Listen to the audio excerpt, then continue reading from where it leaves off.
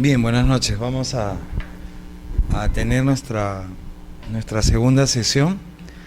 En la sesión pasada habíamos entrado ya a ver el tema de la jurisdicción constitucional. Hoy día voy a trabajar algunos principios de interpretación y principios procesales. Pero habían quedado pendientes, me parece, algunas diapositivas de la sesión pasada, y rápidamente voy a hacer un recuento, un comentario.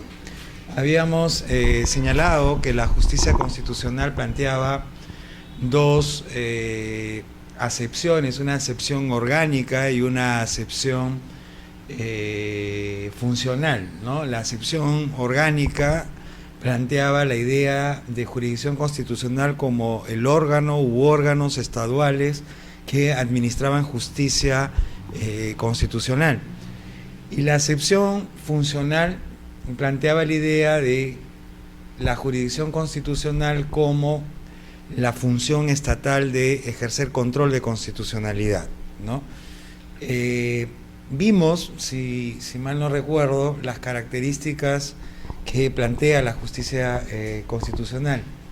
Estas cuatro, que ya las comenté en la sesión pasada, podría resumirse en dos ideas fuerza. La justicia constitucional tiene por objeto hacer efectivo el principio de superlegalidad de la Constitución.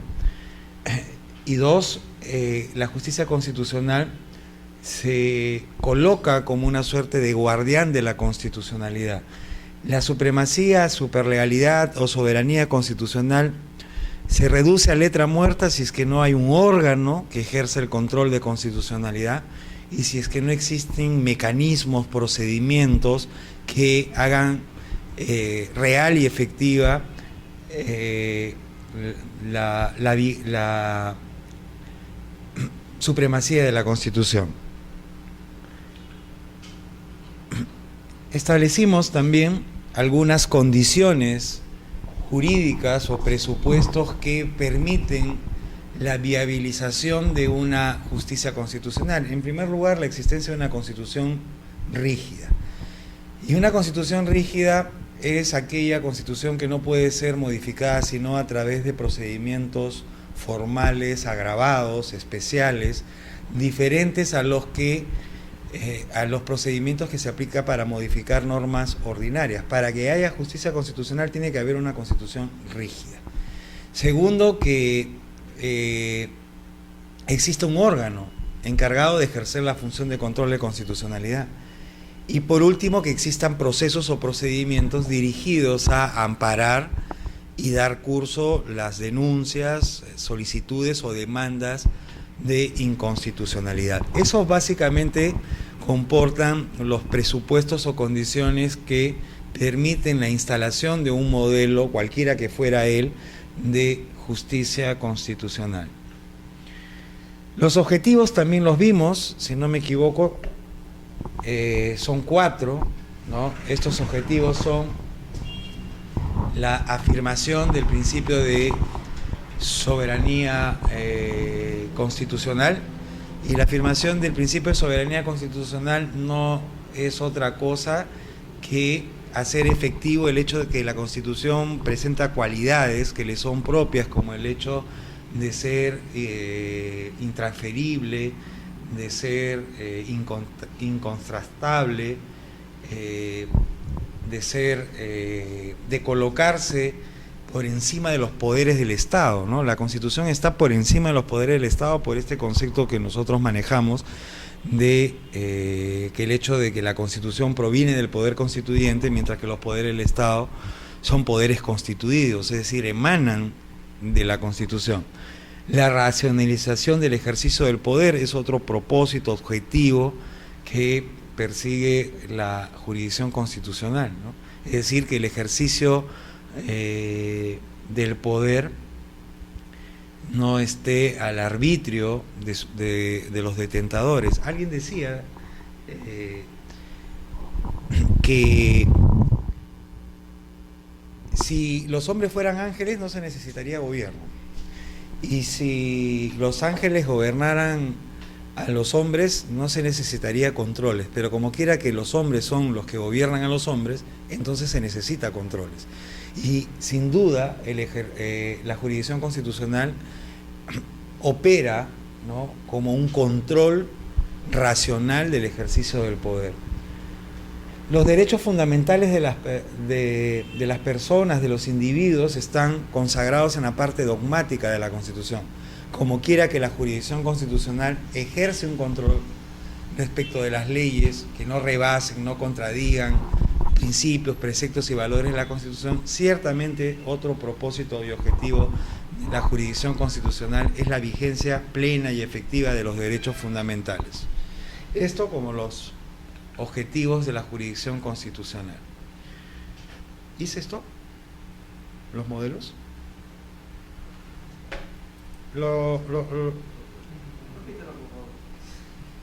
Ok.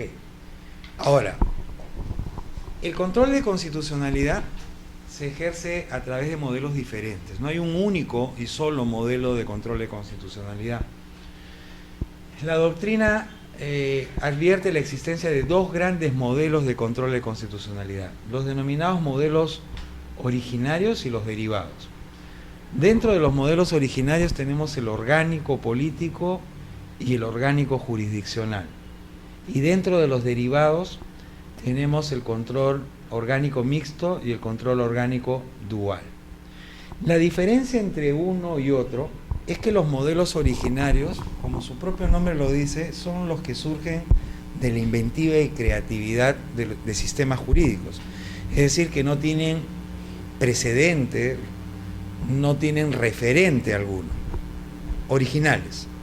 En tanto que los derivados toman como base modelos originarios y hacen una operación de trasplante, de adecuación a la propia realidad. Dentro de los modelos originarios tenemos el control orgánico político, dijimos, y el control orgánico jurisdiccional. El primero de ellos, el político, consiste en encargar la función de control de constitucionalidad a un órgano político, y concretamente al órgano de mayor representación política, que sin duda es el Parlamento, ¿no?, el órgano legislativo. Este modelo fue creación de Emmanuel Sieyès, el gran impulsor, o uno de los impulsores de la Revolución francesa. En el debate constituyente de la tercera Constitución francesa, que fue la de 1795, él planteó la necesidad de que la Constitución y su supremacía no se reduzca a un mero enunciado, sino que la Constitución y su supremacía sea algo efectivo y real. Y solo puede ser efectivo y real en la medida de que exista un órgano que se encargue de hacer la tarea de guardián de la supremacía de la Constitución. Pero planteó que ese órgano debía estar instalado dentro de el órgano de mayor representación política, es decir, el Congreso.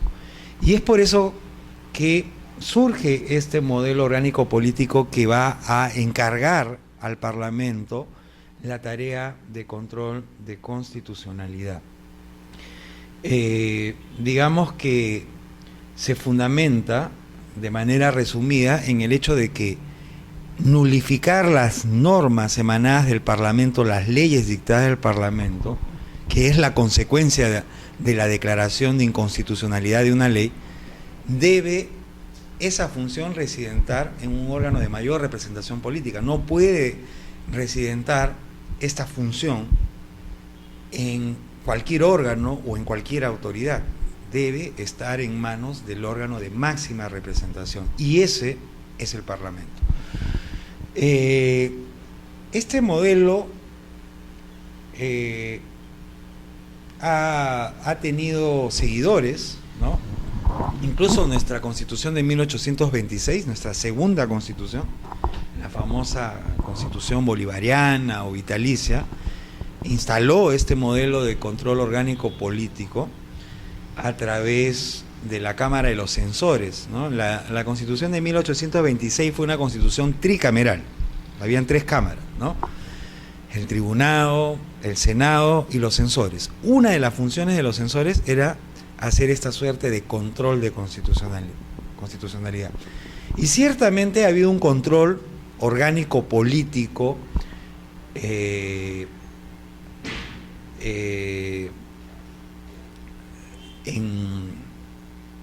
la práctica, ¿no?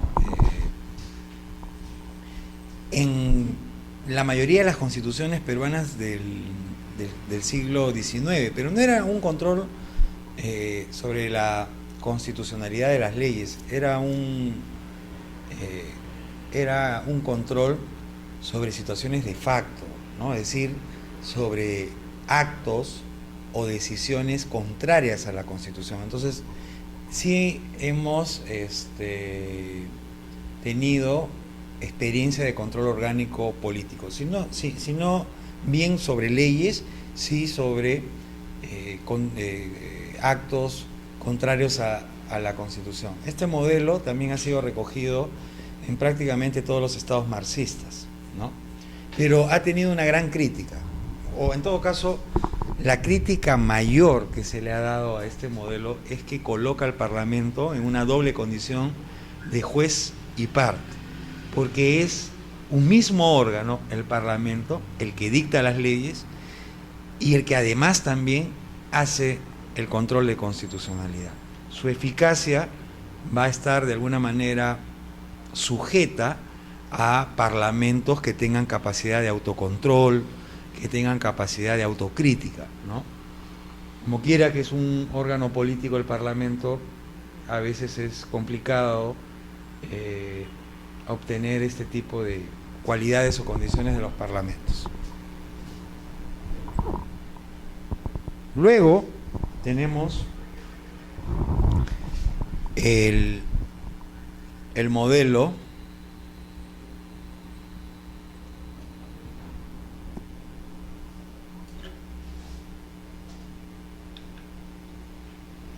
los modelos originales, el control orgánico jurisdiccional. Y acá, como ya su propio nombre lo adelanta, estamos ante modelos que encargan la función de control de constitucionalidad a un órgano jurisdiccional, es decir, un órgano encargado de administrar justicia. Y ahí aparecen dos grandes modelos, el americano difuso y el concentrado o europeo. En relación al primero, el control americano, ese nombre deviene por el hecho de que nace en Estados Unidos. Este modelo tiene un antecedente, ¿no? Y ese antecedente es el caso Bonham, ¿no? Este es un caso emblemático en la historia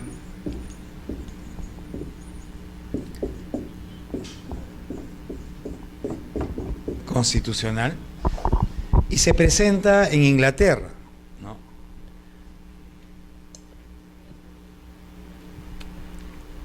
Se presenta en Inglaterra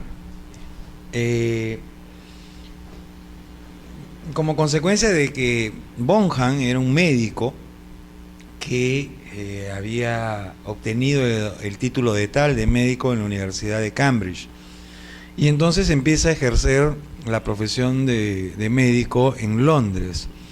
El Colegio Real Médico de Londres lo cita para hacerle una evaluación, y producto de esa entrevista este colegio determina de que no está capacitado para ejercer la medicina. En consecuencia le aplica una multa y le prohíbe ejercer la medicina en Londres. Este médico, Bonham, no solamente no paga la multa, sino que además sigue ejerciendo. Y eso provoca una segunda citación. El colegio médico, en esta segunda ocasión, lo que hace es elevar la multa y además disponer la detención, el encarcelamiento de Bonham. Y todo ello en virtud a una ley dictada por el Parlamento y firmada por Enrique VIII algunos años atrás, que dotaban de la atribución y la facultad al Colegio Médico de Londres de poder evaluar y determinar quiénes podían ejercer la medicina en Londres, de poner multas y también de ejercer el poder de policía, es decir, disponer el encarcelamiento de quienes ejercieran ilegalmente la medicina. Bonham lo que hace es plantear una acción judicial contra su detención, y esto va a llegar a manos del célebre juez Sir Edward Coke, ¿no? Un personaje emblemático en el constitucionalismo, y este juez Edward Coke va a, contrariando los precedentes que se habían dictado, incluso durante la monarquía vigente de la época de Jacobo I, y ciertamente también durante la monarquía de Enrique VIII, contrariando todos esos precedentes, estableció una institución, estableció un principio. Ni las decisiones del rey, ni las leyes dictadas por el Parlamento inglés pueden avasallar o sobrepasar los preceptos y principios que están recogidos en el Common Law. Vale decir, estableció de que hay un derecho superior, un derecho mayor, contra el cual ni siquiera el rey, ni tampoco el Parlamento pueden contrariar. Y ese derecho mayor es el que está contenido en el Common Law. Y eso va a constituir el precedente de la supremacía de la Constitución. Pero además estableció de que ese decretamiento, esa decisión de que una ley o una decisión del Parlamento está contrariando al Common Law, corresponde determinar y decidirlo al juez. Esto va a ser el antecedente que luego va a ser recogido por los norteamericanos, que dicho sea de paso no han sido nunca ajenos a la evolución y desarrollo del constitucionalismo inglés. Los puritanos ingleses de Inglaterra y de Europa llegaron a Estados Unidos, pero estaban al tanto de lo que ocurría en Inglaterra, ciertamente hasta la guerra con Inglaterra, la independencia norteamericana, etcétera, etcétera, y una evolución ya propia del Judicial Review norteamericano. Pero sí hubo una fuerte influencia de las instituciones y del constitucionalismo norteamericano, y entonces ahí va a llegar, ya consolidándose, va a llegar el caso Marbury versus Madison, 1803. Este caso es un caso, digamos, que constituye la piedra angular del derecho norteamericano, particularmente del derecho constitucional norteamericano. Ha generado una serie de principios, instituciones, pero que en lo que respecta a lo que estamos hablando, podríamos señalar únicamente dos: supremacía de la Constitución y control difuso. ¿De qué trata este caso? Durante los últimos días, digamos, de la presidencia del presidente Adams, se suscitaron algunos acontecimientos importantes. El presidente Adams tenía como secretario de Estado a Marshall. Secretario de Estado, ustedes saben, es lo que, guardando las grandes diferencias funcionales y de atribuciones, lo que vendría a ser para nosotros el presidente del Consejo de Ministros. En las postrimerías ya del gobierno de Adams, él decide nombrar a su secretario de Estado, a Marshall, como presidente de la Suprema Corte norteamericana. Pero el tema es de que Marshall ejerció a la vez la Secretaría de Estado y la presidencia de la Suprema Corte norteamericana. En el Congreso norteamericano se produjo también dos acontecimientos, mejor dicho, dictaron dos leyes. Una que establecía duplicar el número de juzgados en Colombia. Colombia es un estado dentro del cual se encuentra Washington, que es la capital de Estados Unidos, todos lo sabemos, ¿no? Y dos, la segunda ley establecía, facultaba, o en todo caso, habría 42 plazas para nombramiento de jueces. El presidente Adams lo que hace es nombrar a 42 nuevos jueces en Colombia. Ciertamente todos de su partido, el Partido Federalista, ¿no? Pero ocurre de que estos nombramientos no terminaron de repartirse, o sea, fueron firmados por el presidente Adams y rubricados por el secretario de Estado Marshall, pero quedaron algunas resoluciones sin ser notificadas y se produce el relevo presidencial. Entra el presidente Jefferson, de otro partido, era el Partido Republicano, antifederalista, y nombra a un nuevo secretario de Estado, Madison, ¿no? Y le ordena a Madison que ese grupo de resoluciones que no habían sido todavía notificadas, que no habían sido repartidas, se detengan, que ya no se repartan.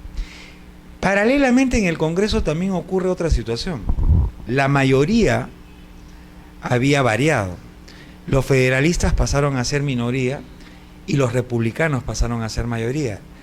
Y entonces el Congreso norteamericano dictó una ley que derogaba estas dos leyes que se habían dictado durante el gobierno de Adams, que duplicaban los juzgados en Colombia y que además abrían plazas para 42 jueces.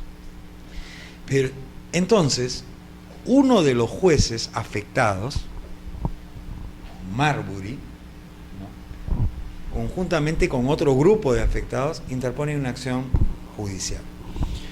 Y esa acción judicial va a ser resuelta por Marshall, ¿no?, que antes de inhibirse, porque había ciertamente un interés, él era el que había firmado las resoluciones en su condición de secretario de Estado de estos jueces, él decide encarar el caso, no se inhibe del caso y resuelve el caso. En esta sentencia, que es una sentencia extensa, como ya les he señalado, hay una serie de aspectos que van a consolidarse y a crearse, establece que la facultad de nombramiento de los jueces es una facultad presidencial establecida por la Constitución norteamericana y que en consecuencia una ley dictada por el Congreso no puede nulificar o dejar sin efecto nombramientos que han sido ejercidos, que han sido dictados en ejercicio de una facultad conferida por la Constitución. Ahí estaba planteando dos cosas. Primero, estaba planteando la supremacía de la Constitución. La Constitución está por encima de las leyes ordinarias dictadas por el Congreso. Y segundo, estaba planteando el control difuso. Estaba estableciendo que a quien correspondía determinar si una ley estaba oponiéndose o contradiciendo a la Constitución era al juez. ¿A qué juez? Cualquier juez. El juez ordinario. En consecuencia, esta famosa o célebre sentencia de Marbury versus Madison crea el control difuso. Porque si leemos los 7 artículos, cada uno de ellos con sus diferentes secciones de la Constitución norteamericana, y las 27 enmiendas constitucionales que ha tenido la Constitución de 1787, en ninguna de ellas, ni en los artículos, ni en las secciones, ni en las enmiendas, se establece cuál es el órgano facultado para ejercer control de constitucionalidad. Eso ha sido fruto y creación de la jurisprudencia que se inicia con Marbury versus Madison. Ese es entonces el modelo difuso que presenta un conjunto de características. ¿Cuáles son estas características que presenta el modelo difuso. Y ciertamente no es ajeno a nosotros, ya lo vamos a ver a continuación. En primer lugar, el control difuso es un control extendido. Y es un control extendido, ¿por qué? Porque como lo hemos dicho, la función de control de constitucionalidad recae en cualquier juez del Poder Judicial ordinario con prescindencia de su jerarquía, con prescindencia de su materia. Cualquier juez está obligado, y además facultado ciertamente, a inaplicar una norma legal cuando ésta es contraria a la Constitución. Entonces es un control extendido. Cualquiera lo puede ejercer, cualquier juez. Además es un control incidental, ¿no? ¿Por qué? Porque la activación del control difuso supone la existencia de una controversia judicial previa, ordinaria, rutinaria. Dicho de otra forma, requiere la existencia de un caso que provoque el control de constitucionalidad, ¿no?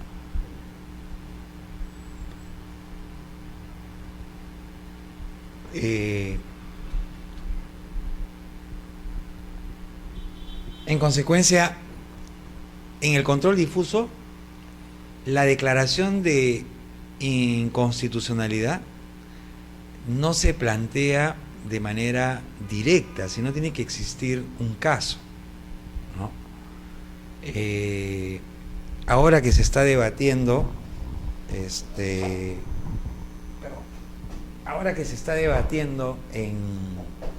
en el Congreso nuestro, se ha empezado a debatir la ley de la unión civil.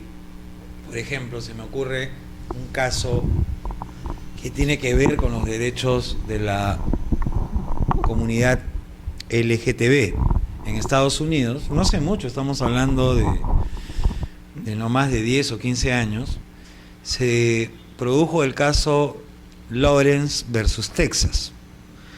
Lawrence era un ciudadano norteamericano de algo de 63, 65 años, que era homosexual. Y entonces, una tarde estaba en su domicilio, teniendo intimidad con su pareja, que era un norteamericano también, menor de 30 y tantos años. Y todo indica que algún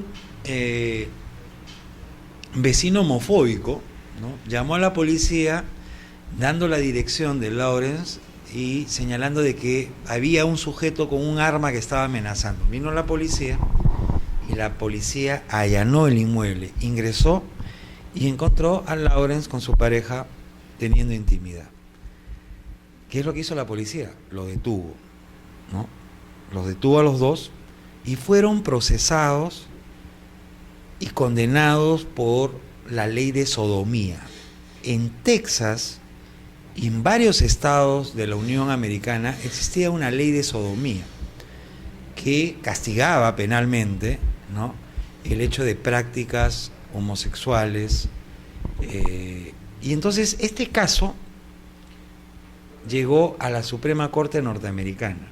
Y la Suprema Corte norteamericana estableció que esa ley de sodomía de Texas es una ley incompatible con la Constitución norteamericana.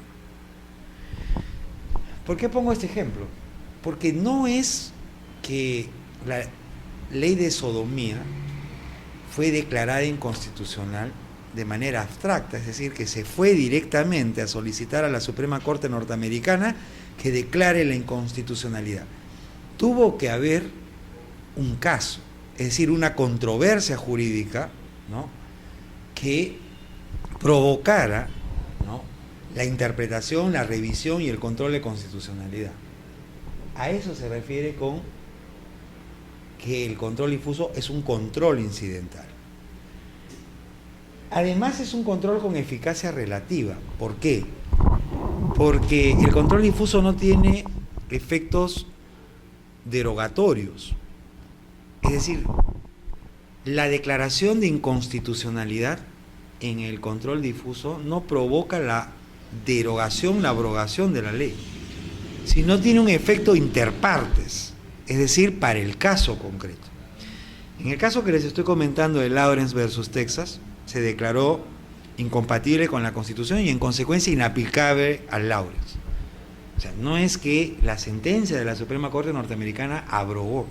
Luego, el órgano legislativo, el Congreso de Texas, abrogó la ley de sodomía y además eso también de alguna manera incentivó a que en otros estados también se derogue la ley de sodomía.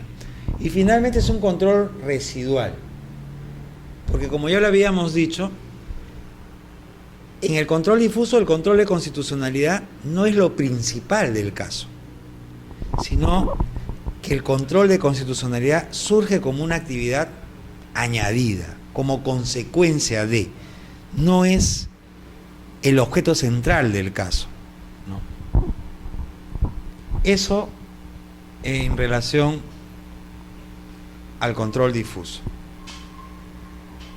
¿Es imposible plantear una inconstitucionalidad de manera abstracta? ¿En el difuso? ¿Existe algún tipo de modelo? No, no hay. Ninguna. No. Pero no hay un órgano de control especializado para... En efecto. Nosotros sí podemos hacer eso, o por ejemplo en Alemania se puede hacer eso porque ahí está el Tribunal Federal Constitucional. Directamente vamos allá. En Estados Unidos no, pues porque en Estados Unidos está el Poder Judicial, que tiene en última instancia la Suprema Corte norteamericana. Pero doctor, es una ley que, o sea, a todas luces resulta incompatible y irracional, o sea, sin que se en un caso antes, o sea, con la sola apreciación de una norma, una ley de sodomía, es contraria a la razón, o sea. Sí, pero lo que ocurre es que este modelo se instala sobre la base de algunos criterios que los comienza a marcar Madison. El caso Marbury versus Madison. ¿Cuál es el criterio? Hay la necesidad de defender la constitucionalidad de las leyes. ¿Quién debe hacer eso? El Poder Judicial. Y el Poder Judicial actúa en la medida de que exista un impulso de parte, es decir, exista un proceso judicial, ¿no? Esa es la razón. Luego tenemos el control europeo, control concentrado, que va a tener su origen en Europa, ¿no? Concretamente en la Constitución Austriaca de 1920, y donde uno de los que propiciaron este modelo sin duda fue Hans Kelsen, ¿no? Es un modelo que va a comenzar a instalarse en Europa con la Constitución austriaca, la Constitución de Checoslovaquia, y luego se va a ir extendiendo en Europa occidental y se va a extrapolar también a América. A diferencia del control difuso, el control concentrado no es un control extendido, es un control condensado. ¿Por qué? Porque la función de control de constitucionalidad no se encarga a cualquier juez, sino se encarga a un órgano ad hoc, es decir, creado especialmente, expresamente para ejercer control de constitucionalidad. Ciertamente estamos hablando de un órgano jurisdiccional y concretamente estamos hablando de los tribunales constitucionales, ¿no? Hay algunos estados en donde el Tribunal Constitucional adopta la denominación de Corte Constitucional, ¿no? Como el caso de Colombia, ¿no? que es el más cercano que tenemos, pero es la Corte Constitucional colombiana. Es un órgano ad hoc, no forma parte del Poder Judicial, es un órgano ad hoc especialmente creado para ejercer control de constitucionalidad, en consecuencia para ser garante de la supremacía de la Constitución. Luego, es un control principal, porque a diferencia del control difuso, que es incidental, requiere de un caso, acá no. Acá el pronunciamiento de la inconstitucionalidad se puede solicitar directamente, ¿no? A través, pues, de un recurso, de una acción, ¿no? De un proceso que suele llamarse, como en nuestro caso, acción de inconstitucionalidad. Si no hubiera sido abrogada la ley Bulpín, por ejemplo, creo que se llegó a plantear, no estoy muy seguro porque fue muy rápido la respuesta ciudadana, se pudo haber planteado una acción de inconstitucionalidad sin que haya existido un caso alguno, ¿no? Es decir, sin que algún joven de 18 a 23 se haya visto afectado por la norma, ¿no? Eso significa control principal. Es un control abstracto por la misma razón, ¿no? Por el hecho de que se hace una evaluación en abstracto de la norma, como quiera que no existe caso concreto, entonces se hace una evaluación de puro derecho en relación a la constitucionalidad o no de la norma. Y por último, el control de concentrado sí tiene eficacia general, porque los efectos de una sentencia de inconstitucionalidad son derogatorios. Y en consecuencia, la ley, que es la norma que es declarada inconstitucional, es expulsada del ordenamiento jurídico. Consecuentemente, no rige para nadie, ¿no? Eso como características del control concentrado. Y luego tenemos el modelo derivado. Y dentro del modelo derivado tenemos dos tipos, el mixto y el dual, o también denominado paralelo. ¿Okay?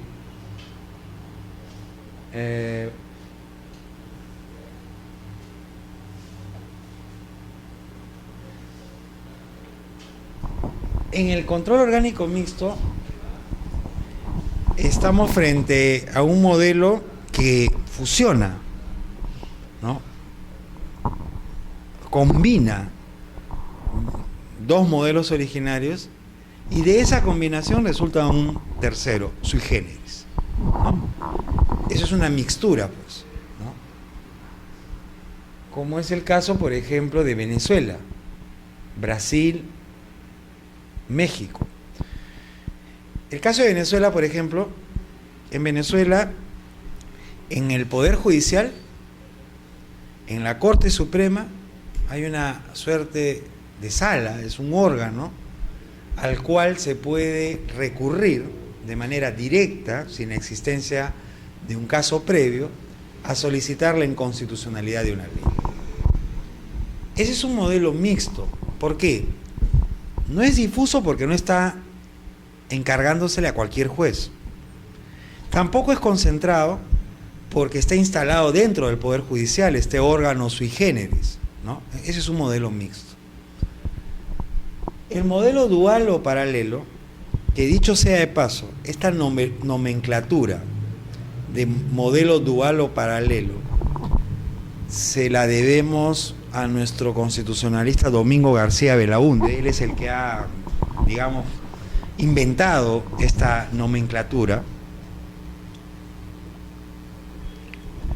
pero ciertamente no inventado del azar, ¿no? Sino de la capacidad de distinguir que nuestro modelo es diferente a lo que se llama mixto. En esta modalidad se trata de hacer coexistir el modelo difuso y el modelo concentrado sin alterar la naturaleza de cada uno de estos modelos, ¿no? Eso es el modelo dual o paralelo. Aquel modelo, aquel sistema que permite la convivencia del modelo difuso y el modelo concentrado, ambos originarios, ¿no? Sin trastocárselos, sin alterar en modo alguno sus características, su naturaleza. Si nosotros revisamos el artículo 138 de la Constitución, establece este artículo que los jueces, en caso de conflicto entre una norma legal y una norma constitucional, deben preferir la segunda, o sea, la constitucional. ¿Qué es eso? Control difuso, ¿no? Porque lo que está planteando eso es que el juez tiene la obligación y el derecho de inaplicar una norma legal cuando ésta es opuesta a la Constitución. Eso es control de constitucionalidad. Y es difuso, ¿por qué? Porque dice los jueces. ¿Qué juez? Cualquier juez, con prescindencia de su jerarquía. Cualquier juez del Poder Judicial puede hacer control difuso, ¿no? En el 2004, incluso nuestro constitucionalismo fue más allá, ¿no? A través de una sentencia en el caso Ramón Salazar y Enrique, mediante esta sentencia el Tribunal Constitucional extendió el control difuso no solamente a los jueces, sino también extendió el control difuso a los órganos colegiados y tribunales del Poder Ejecutivo, que es lo que se conocía como el control difuso administrativo, ¿no? Este es un caso de un vecino de Surquillo.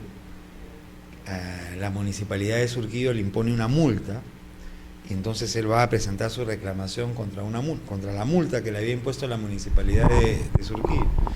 Y la municipalidad de Surquillo le dijo que previamente, para aceptarle su reclamación, tenía que pagar una tasa por presentar la reclamación, y él no quiso pagar y se fue en una acción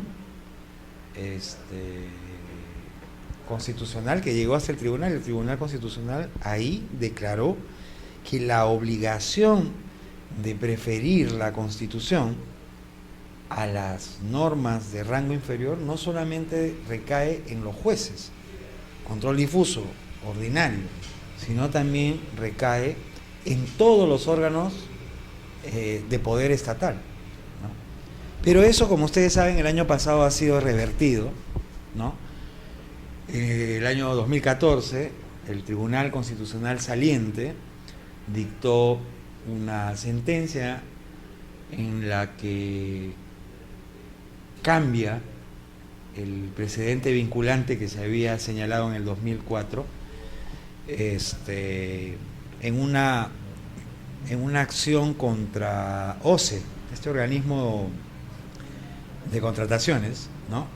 Una empresa, ahorita no recuerdo el nombre de la empresa, planteó una acción de amparo que llegó al Tribunal Constitucional, y el Tribunal Constitucional cambió el precedente vinculante del 2014, 10 años después, ¿no?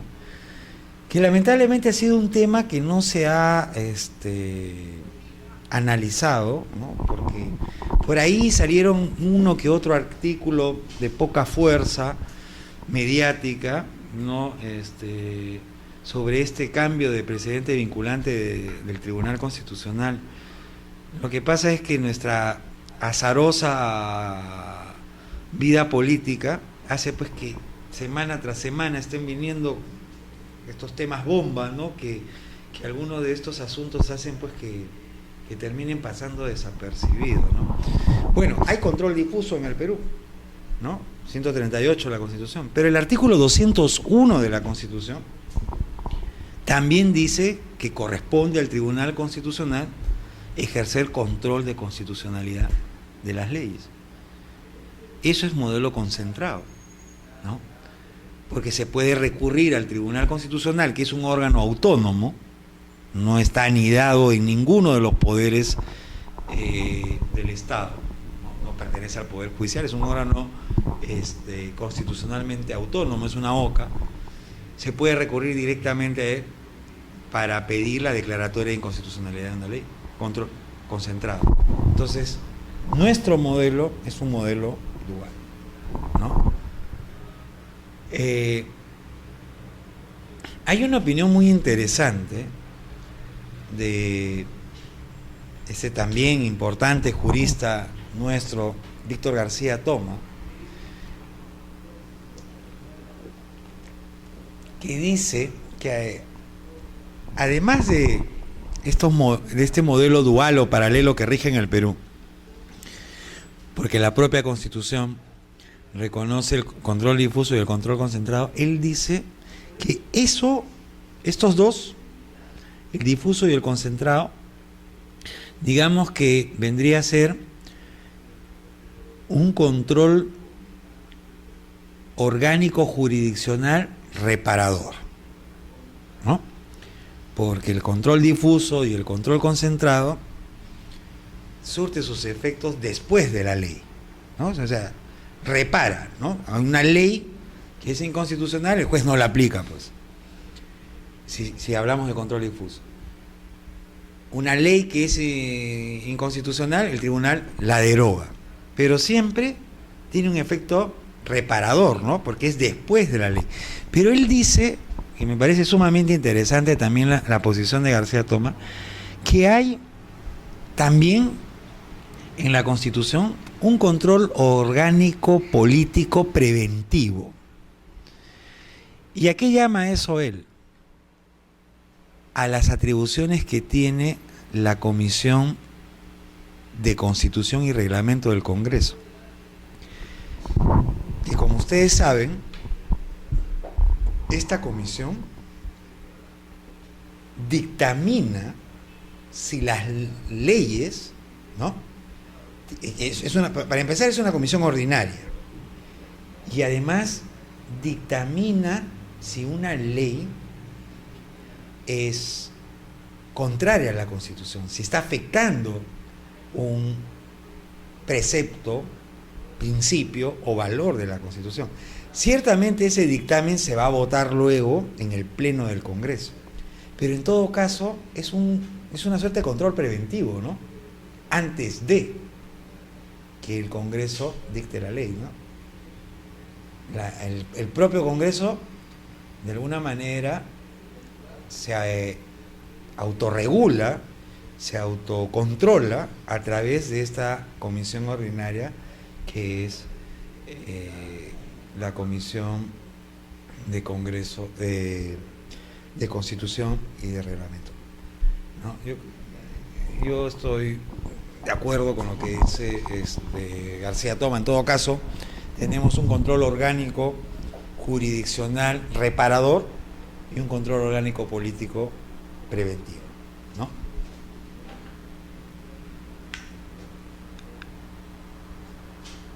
Ahora, la función de control de constitucionalidad, es decir, para ejercer control de constitucionalidad ciertamente hay que hacer un examen de inconstitucionalidad.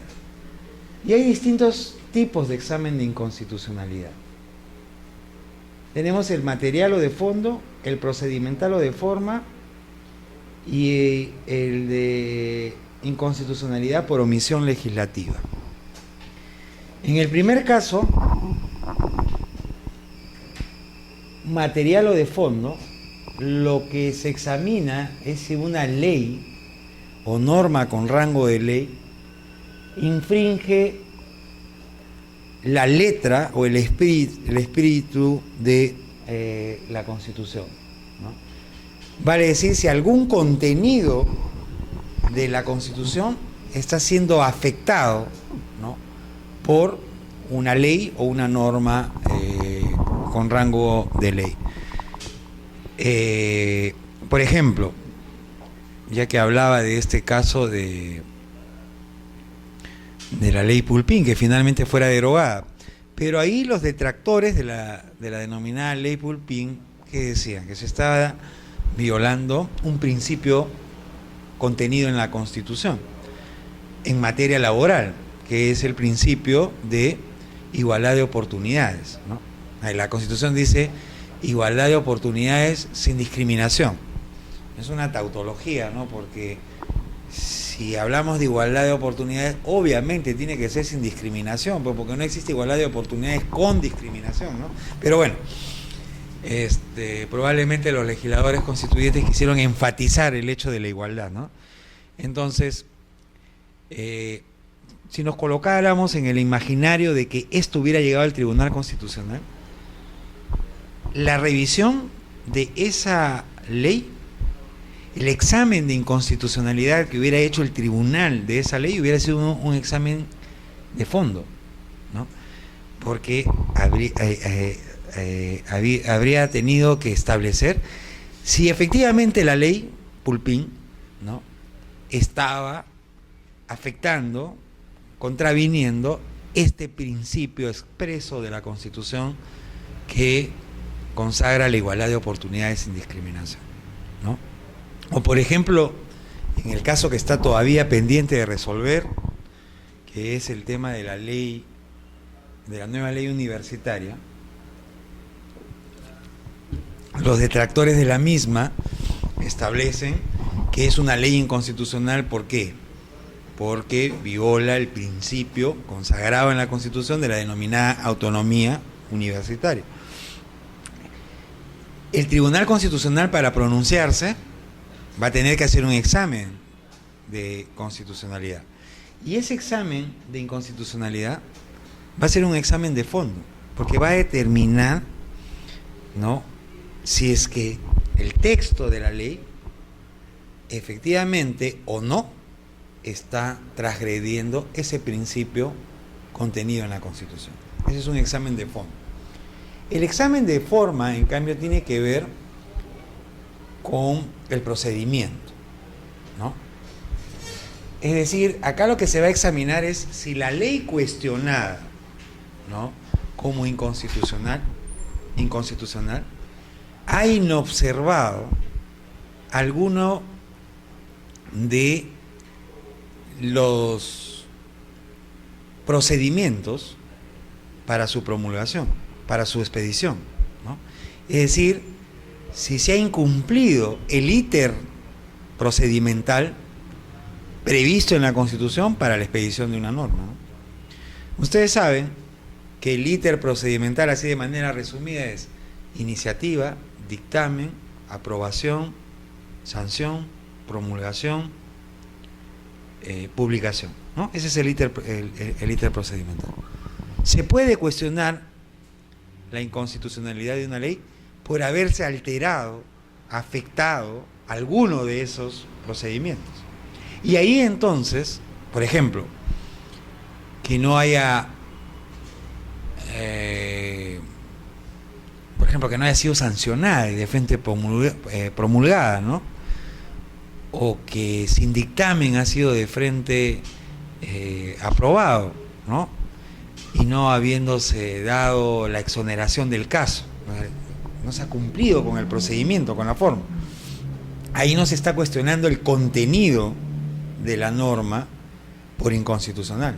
Lo que se está cuestionando es el procedimiento, ¿no? Y eso es a lo que se llama un examen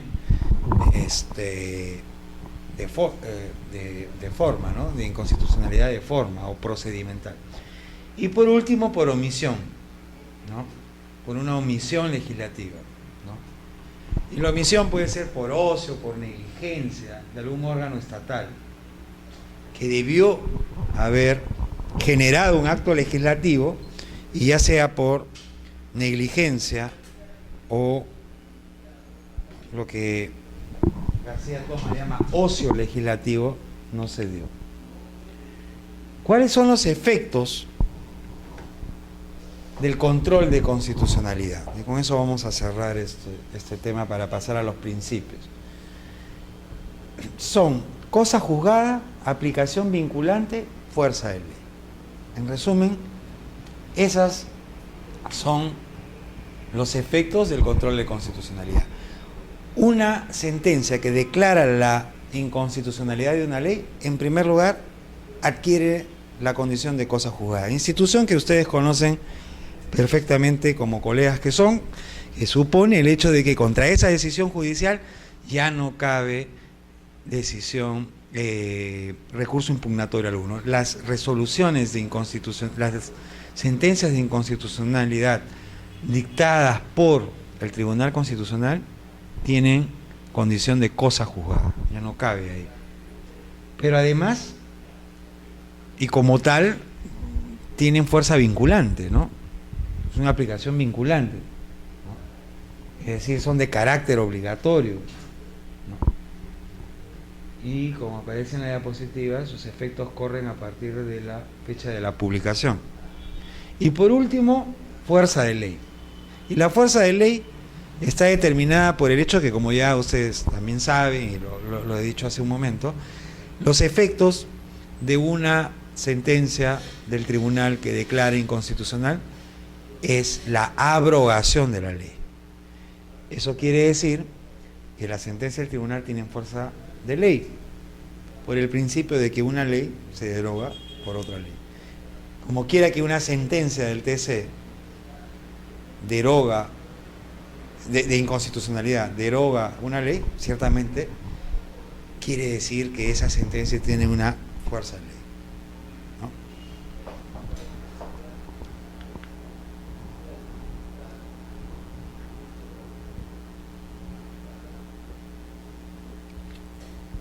Los procesos constitucionales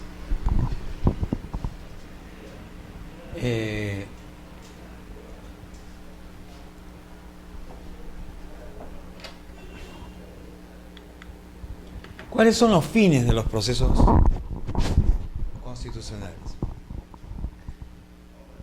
Primero, garantizar la primacía de la Constitución, ¿no? Hemos dicho de que el control de constitucionalidad y los procesos que surgen para hacer efectivo el control de constitucionalidad apuntan a ese principio rector, que es el principio de la supremacía de la Constitución. También tiene por objeto garantizar, todos los procesos constitucionales tienen por objeto o bien garantizar la plena vigencia de los derechos fundamentales,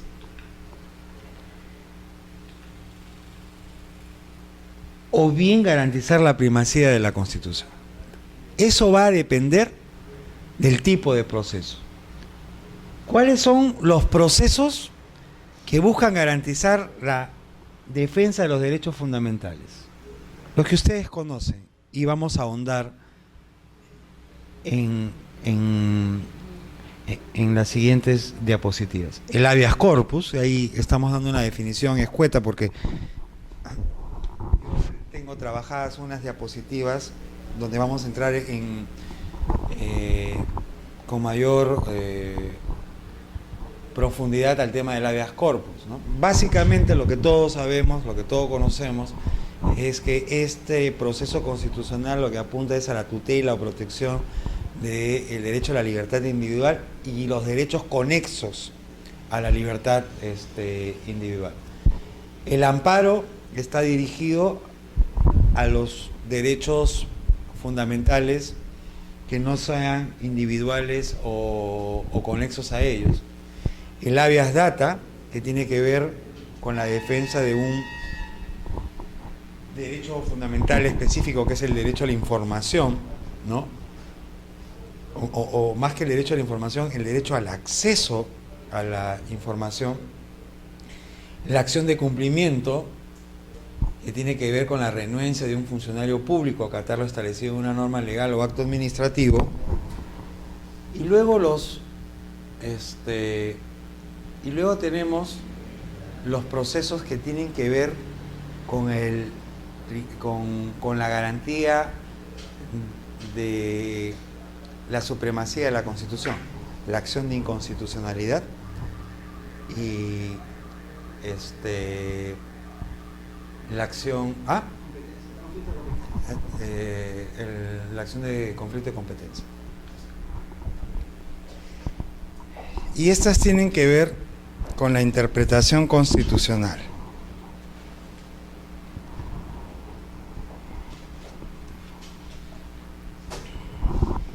El tema de la interpretación constitucional plantea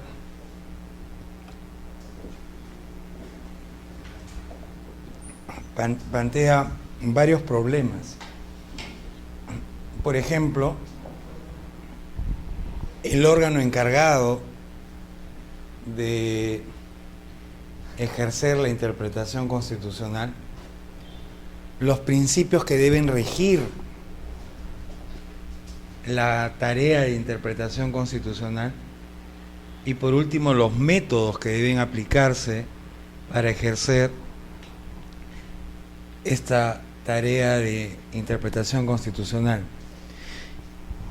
Yo ahí he recogido una definición de lo que significa interpretación, que en realidad la interpretación constitucional como noción es la misma que tenemos sobre interpretación jurídica, ¿no?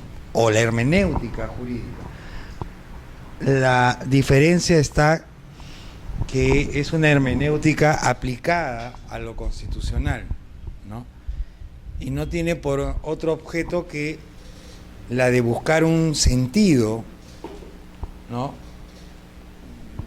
Como aparece en la diapositiva, desentrañar cuál es el espíritu, el sentido de una norma constitucional. En relación al problema del órgano competente, eso nos trae, o nos lleva, mejor dicho, a hablar la interpretación por vía de autoridad, que en primer lugar es una interpretación vinculante y en segundo lugar es aquella que ejerce o que ejercen los órganos que la Constitución y el ordenamiento jurídico de un Estado determinan que son los llamados a ejercer la interpretación constitucional. En el caso nuestro, por ejemplo, la interpretación constitucional recae en el Tribunal Constitucional. La interpretación legal recae en el Congreso. Estamos hablando de interpretación por vía de autoridad, ¿no? Es decir, el órgano competente y por ende cuya interpretación genera un efecto vinculante en el ámbito constitucional. En nuestro caso, recae en el Tribunal Constitucional.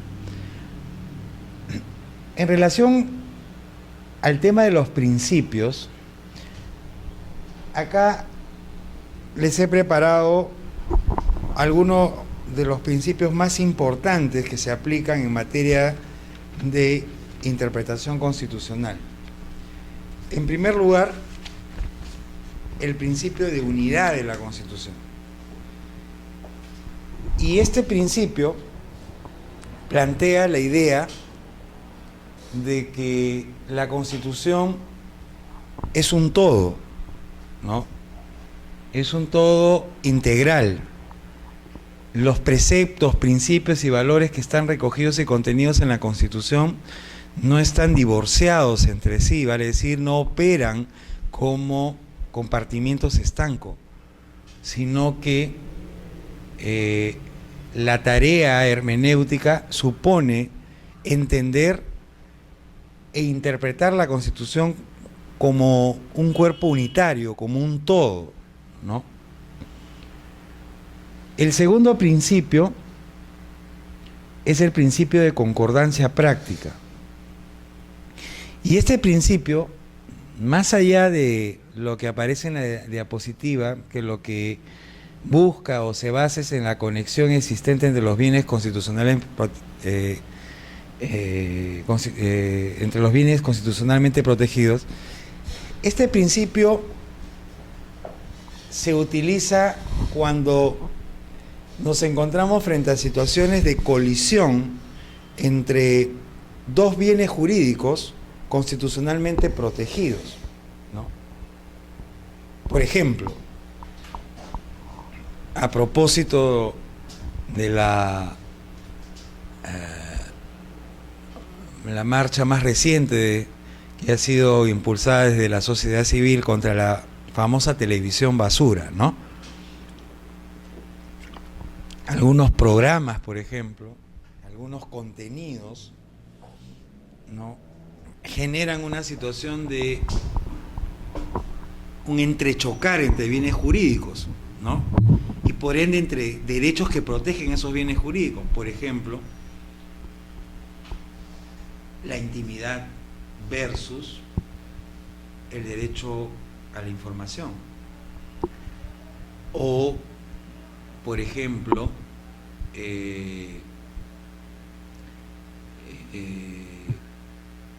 la moral pública o la salud moral versus la libertad de expresión, ¿no?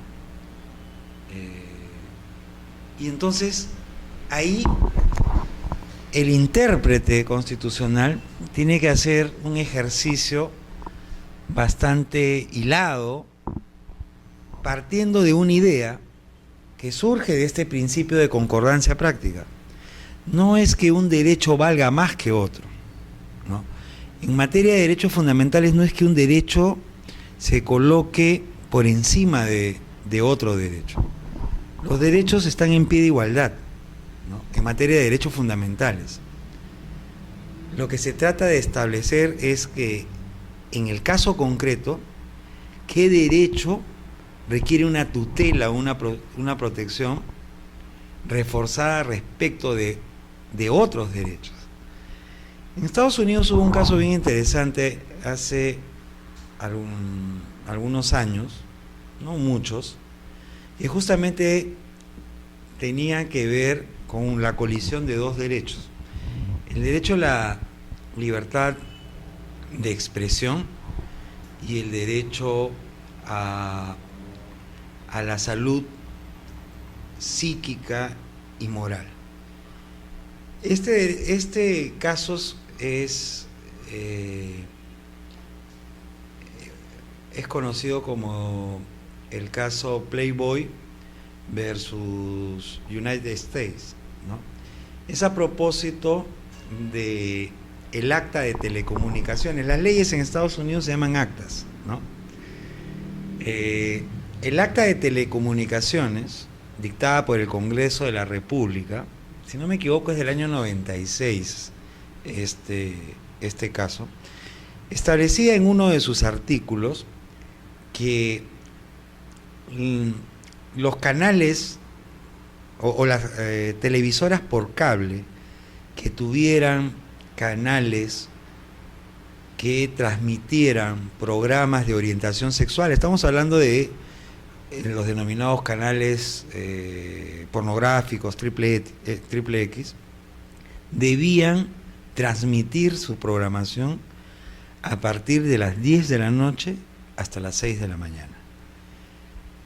¿Cuál era el sentido de esta disposición que estaba en el Acta de Telecomunicaciones norteamericano?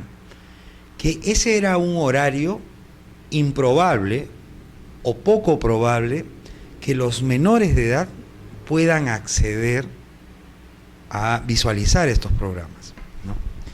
Entonces, Playboy Entertainer, ¿no?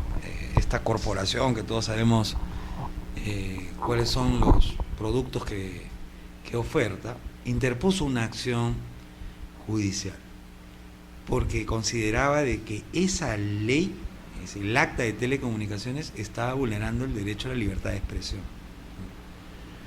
Lo que ocurre es que en el tema de la libertad de expresión, como ustedes saben, la libertad de expresión no es un derecho absoluto, ¿no? Es un derecho regulable y en consecuencia la legislación comparada y la teoría de los derechos fundamentales admiten la existencia de limitaciones y de restricciones al ejercicio de la libertad de expresión. Pero también establece que esas restricciones o limitaciones a la libertad de expresión no son cualquier tipo de limitaciones. Esas limitaciones deben presentar algunas características puntuales, específicas, ¿no? ¿Cuáles son esas características que deben tener las limitaciones? Que dicho sea de paso son características concurrentes. En primer lugar, que sean dadas por ley. O sea, que una restricción a la libertad de expresión debe estar plasmada en una ley, ¿no? O sea, no puede estar una limitación a la libertad de expresión en normas inferiores a la ley. Recordemos en el caso peruano, que llegó al Tribunal Constitucional el caso de Editor Sport S.A., ¿no? A finales de la década del 90, Editor Sport era esta editora que producía estos periódicos denominados chicha.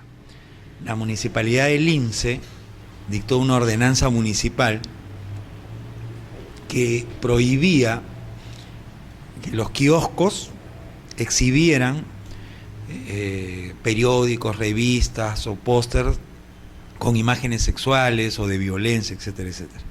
Entonces Editor Sport interpuso una acción de amparo. Y esta acción de amparo llegó al Tribunal Constitucional. Y ahí el Tribunal Constitucional señaló que las restricciones a la libertad de expresión solo podían ser generadas por el legislador ordinario, o sea, por el Congreso, vale decir, por ley, ¿no? Una segunda característica es que la restricción, además de que tiene que estar señalada por ley, debe perseguir un objetivo legítimo. Entendido perseguir un objetivo legítimo como la defensa de un bien jurídico fundamental. Acá se trataba, en el caso de Playboy, ciertamente de un bien jurídico fundamental, ¿no? La salud mental, moral de los niños, ¿no? Pero una tercera característica es que la restricción debe ser necesaria para proteger el objetivo legítimo. ¿Qué quiere decir esto? Que no solamente basta con que el objetivo de la restricción sea tutelar de manera reforzada un bien jurídico fundamental, sino que además la restricción sea el último recurso, el último paso, el último remedio para proteger ese bien jurídico. Bueno, y la cuarta característica es que la restricción tiene que ser posterior a la libertad de expresión, ¿no? O sea, no censura previa. Bueno, ocurre que la Suprema Corte norteamericana, ¿no?, estableció que la propia Acta de Telecomunicaciones establecía en otro artículo que los usuarios de televisión por cable podían acceder a códigos individuales y de manera gratuita para poder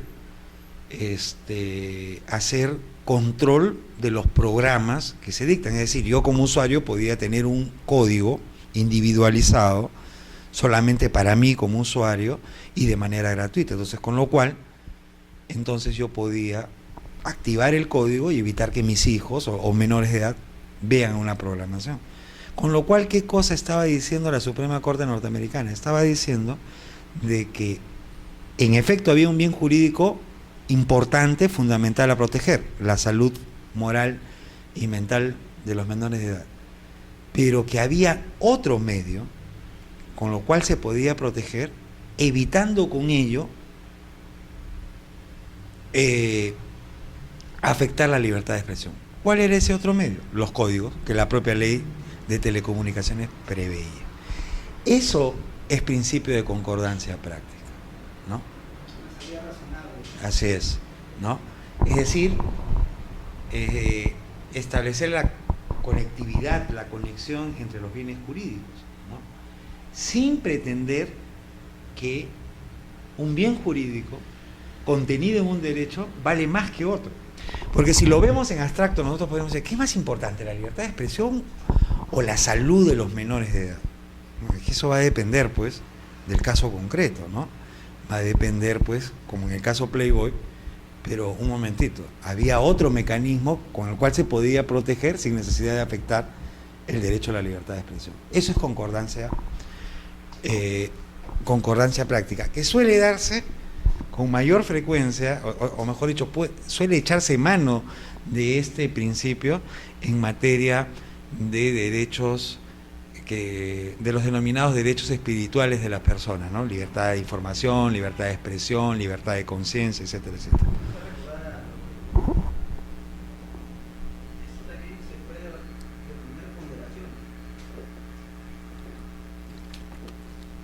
La concordancia surge de una ponderación, pero en el caso concreto, y partiendo de la idea de que no es que un derecho vale más que otro derecho, sino que tiene que haber una concordancia, ¿no?, con un caso, en un caso concreto.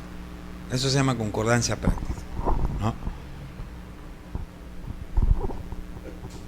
Luego, el principio de eficacia integradora de la Constitución. Consiste en tener en cuenta que uno de los propósitos fundamentales de la Constitución es el buscar la unidad política del Estado y de todos sus elementos constitutivos, ¿no? Principio de fuerza normativa de la Constitución.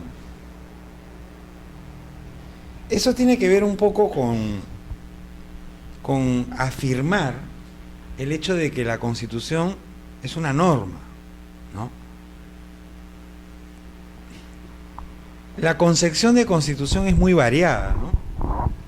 Pero una cosa que queda claro es que la Constitución es una norma, ¿no? ¿Y por qué es importante tener en claro que la Constitución es una norma? Por su carácter vinculante, ¿no? En los inicios del constitucionalismo moderno, Europa y América experimentaron en relación a la naturaleza de la Constitución dos visiones diferentes. Para los europeos, la Constitución era un documento político. Para los norteamericanos, desde el principio, la Constitución era una norma. ¿Y cuál era la diferencia de estas dos visiones? La diferencia radicaba en el hecho de que, al entender la Constitución como un documento político, lo político no es necesariamente vinculante. Es decir, lo político no necesariamente es obligatorio, porque lo político está sujeto a condiciones, ¿no?, de diferente orden. Para empezar, políticos, económicos, sociales, históricos, culturales, pero no tiene esa fuerza obligatoria.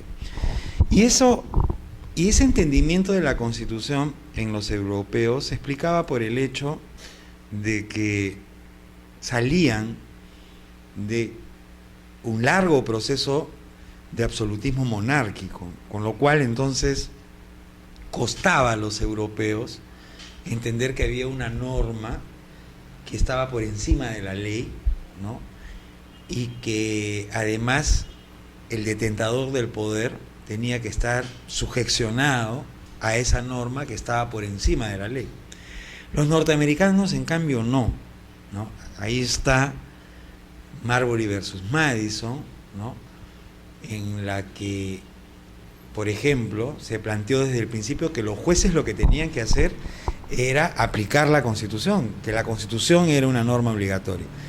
Este sentido va a cambiar en Europa después de la Segunda Guerra Mundial, con constituciones como, por ejemplo, la italiana, la Ley Fundamental de Bonn, ¿no?, en donde se logra conciliar el hecho de que la Constitución ciertamente es un documento político, pero fundamentalmente es una norma jurídica y por ende tiene fuerza vinculante, ¿no?, carácter vinculante.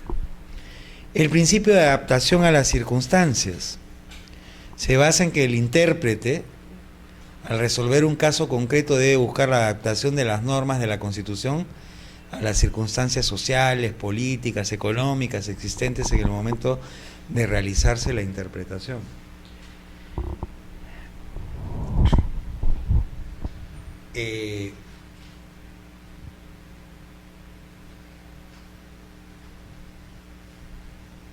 Lowenstein, este gran constitucionalista alemán, decía que la constitución ideal es aquella en la que los legisladores constituyentes han tenido la capacidad de poder predecir y prever todos los cambios, ¿no?, posibles, futuros, en el ámbito político, económico, social, cultural. Pero eso no existe, pues, no existe una constitución que haya podido recoger y contener todos los cambios posibles, ¿no? La constitución es una norma jurídica y toda norma jurídica es un resumen de la realidad, ¿no? Pero la realidad es una realidad cambiante. Entonces el intérprete, cuando hace su trabajo hermenéutico, tiene que tomar en consideración, para hacer su trabajo de interpretación, esas situaciones presentes, ¿no?, en el ámbito político, económico, social y cultural. Un ejemplo podría ser, a propósito que el otro día vi la película nominada al Oscar Selma, no sé si la han visto, sobre parte de la vida de Martin Luther King, ¿no? Las enmiendas de la Constitución norteamericana consagraron el derecho a la igualdad, consagraron la abolición de la esclavitud, ¿no? Y entonces ocurre que con ello, en teoría, estaba allanado el camino para establecer los derechos o las libertades civiles de los negros, es decir, homologar a blancos y negros, en principio.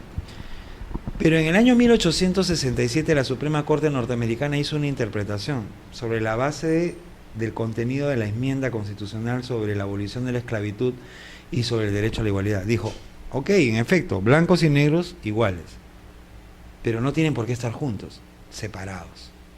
Y eso dio origen a las leyes de segregación, ¿no? Servicios públicos para blancos, servicios públicos para negros, asiento dentro de los vehículos de transportes para blancos y negros. Ahí está el famoso caso de Rosa Parks, ¿no? O por ejemplo, en la Casa Blanca tiene un número bastante superior de servicios higiénicos al aforo que tiene la Casa Blanca. ¿Y eso por qué cosa es? Es porque la Casa Blanca pues es un inmueble antiguo, y entonces habían pues baños para blancos y baños para negros, ¿no? Por eso hay un exceso de baños en la Casa Blanca, ¿no? Pero ¿qué ocurre? Con la lucha política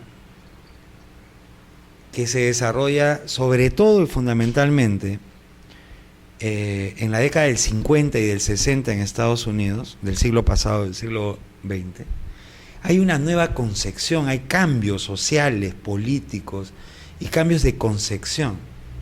Y entonces la Suprema Corte norteamericana interpretó blancos y negros iguales, pero también juntos. Adaptación a las circunstancias, ¿no? El intérprete tiene que colocarse en el momento, porque el precepto constitucional nunca cambió. Desde el siglo XIX hablaba de igualdad, ¿no? Pero lo que cambió después fue la interpretación.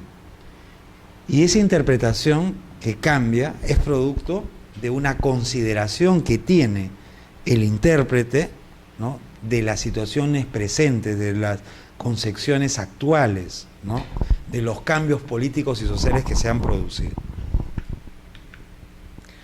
Ahora,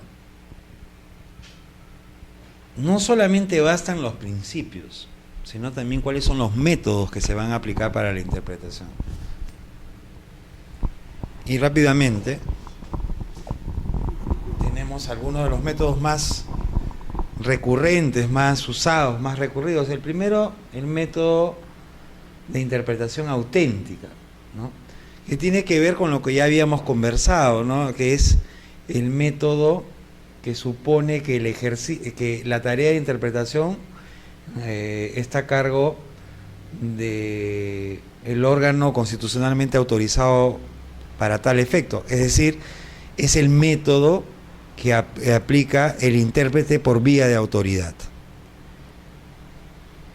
El método doctrinario es en realidad un método orientador, ¿no? Es un método orientador porque no tiene fuerza vinculante, ¿no?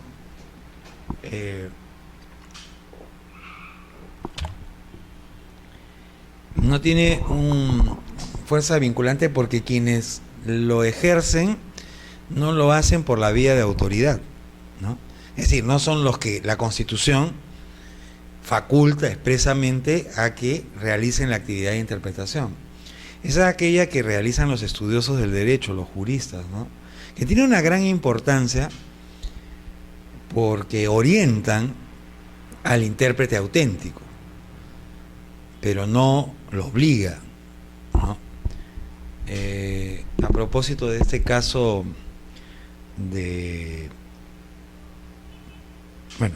el caso Fujimori primero, y ahora, de alguna manera, el caso todavía en curso de Urresti, en el ámbito penal, sobre la autoría mediata, ¿no? O sea, la autoría mediata no está en el Código Penal. Esa es una teoría que surge de la doctrina, ¿no? Exacto, ¿no? Que pudo haber sido o no usada por el intérprete por la vía de la autoridad. O sea, en el caso Fujimori y ahora en el caso Urresti, el Poder Judicial, ¿no? Pero orienta, ¿no? Bueno, y tenemos la judicial, la literal o gramatical, ¿no? Esta tiene que ver con tratar de desentrañar el sentido literal, ¿no? de la escritura de los preceptos constitucionales, la sistemática y por último la restrictiva, extensiva y analógica. Esta interpretación restrictiva se aplica fundamentalmente, las interpretaciones restrictivas se aplican fundamentalmente cuando se trata de prerrogativas o cuando se trata de limitaciones de derechos, ¿no? Cuando el intérprete, por vía de autoridad, está frente a una situación de ponderar, valorar una prerrogativa, la interpretación que tiene que hacer debe ser una interpretación restrictiva, ¿no? Lo propio ocurre cuando el intérprete está frente a una situación que supone la posibilidad de limitar el ejercicio de un derecho. Ahí la interpretación también tiene que ser una interpretación restrictiva, ¿no? En el sentido más limitado o reducido que se le pueda dar, porque está en juego un derecho fundamental. La interpretación amplia se aplica fundamentalmente cuando se trata de reconocer derechos, ¿no? O se trata de garantizar el ejercicio de un derecho. Siempre la interpretación tiene que hacerse lo más amplia, lo más extendida posible.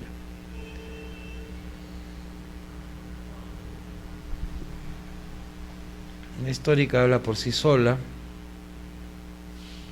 Tenemos la política, la evolutiva. Y acá tenemos algunos principios ya que creo que nos ha ganado el tiempo, ¿no? Vamos a dejar los principios para no pasarlos así tan para la tercera clase en la que ya vamos a entrar a los primeros procesos constitucionales, ¿ya? Fundamentalmente, habeas corpus, acción de amparo, ¿ok? Porque acción de cumplimiento, habeas data, lo vamos a hacer, pero donde nos vamos a meter con fuerza es habeas corpus, acción de amparo, ¿ya? Bueno, muchas gracias.